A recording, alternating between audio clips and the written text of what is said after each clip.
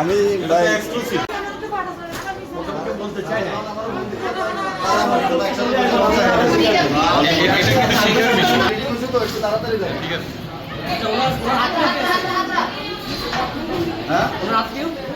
আমি তাৎক্ষণিকভাবে মহিলার কাছে গিয়ে দেখলাম যে ওই নার্স আস্তে আস্তে হয়তো বা 20 মিনিট সময় লাগবে, তো এর মধ্যে সে রিস্ক হয়ে যেতে পারে, যার কারণে আমি নিজেই তাকে নিয়ে সরাসরি সদর হাসপাতালে চলে আসি।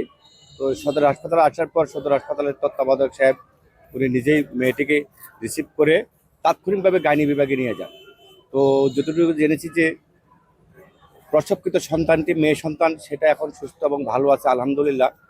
কিন্তু যে সন্তানের যে মা, সে একটু সংকটাময় অবস্থা আছে, কেননা তার রক্তটা একটু বেশি জড়েছে, এই জন্যই সবাই একটু চিন্তিত। তো আশা করি সবাই ন্যাক দরকার এবং দোয়ায় আশা করি যদি সবাই দোয়া করে সুস্থ যদি মাটা করতে পারি, তাহলে আসলে আমরা এই কাজটা করে নিজেরাই গর্বিত। এবং আমাদের কাছে খুব ভালো লেগেছে।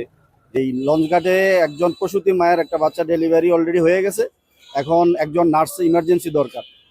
তুমি যদি কাজটা করতে পারো তাহলে মনে হয় অনেক বড় একটা মানবিক কাজ হয়। তো আমি সাথে সাথেই হিলসা মেডিকেল অ্যান্ড ডায়াগনোস্টিক সেন্টারে ফোন দিলাম যে বাকি ভাই আমার একজন নার্স দরকার ইমিডিয়েট, একটা বাচ্চা ডেলিভারি হয়ে গেছে, বাচ্চার ফুলটা এখনো মা ভুল করা নাই, বাচ্চারও ভুল করা নাই, ইয়া করছে, ওটার একটু করা দরকার। তো সাথে সাথেই ওই নার্স সহ আরও যে ইকুইপমেন্ট দরকার মেডিকেল, এগুলো নিয়ে লঞ্চ ঘাটে যখন রওনা দিছে তখনই আমরা দেখলাম যে মা ও বাচ্চার অবস্থা খুবই ক্রিটিক্যাল অবস্থা। পরে আমাদের নৌ থানার ওসি সাহেব, আমাদের প্রেস ক্লাবের সাবেক সভাপতি সাদাত স্যারে আমরা উদ্যোগ নিয়ে আমরা এখন এই যে চাঁদপুর সদর হসপিটালে ওনাদের চিকিৎসা দিলাম। তারা যে লঞ্চে বাচ্চা প্রসব করেছে ওই লঞ্চের মালিক 5,000 টাকা দিয়েছে তার চিকিৎসার জন্য, আর রুগী একদম গরিব ঘরের গৃহিণী বোঝা যায়। আর তার স্বামী আসছে দেখা গেল। তো এখন তার মায়ের অবস্থা একটু খারাপই দেখলাম, যে অধিক রক্তক্ষরণের কারণে এখনো শকের মধ্যে আছে, যেটা হাসপাতাল কর্তৃপক্ষ বললো। আর আমরাও ওখানে দেখলাম অনেক রক্তক্ষরণ হয়েছে। তো এই ধরনের আসলে সেবামূলক কাজে এগিয়ে আসার জন্য স্বেচ্ছাসেবক টিম, নৌ পুলিশ সহ হাসপাতাল কর্তৃপক্ষ যারা সংশ্লিষ্ট সবাইকে আমি ধন্যবাদ জানাই। কর্তব্যরত চিকিৎসকরা এদেরকে লেবার রুমে নিয়ে ব্যবস্থাপনা করতেছেন।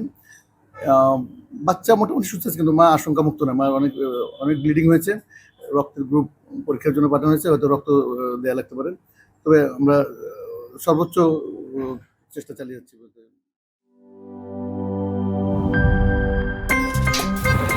আমার একটা স্মার্ট সিদ্ধান্তে 25% গ্যাসের খরচ কমেছে। ভাবছেন কিভাবে?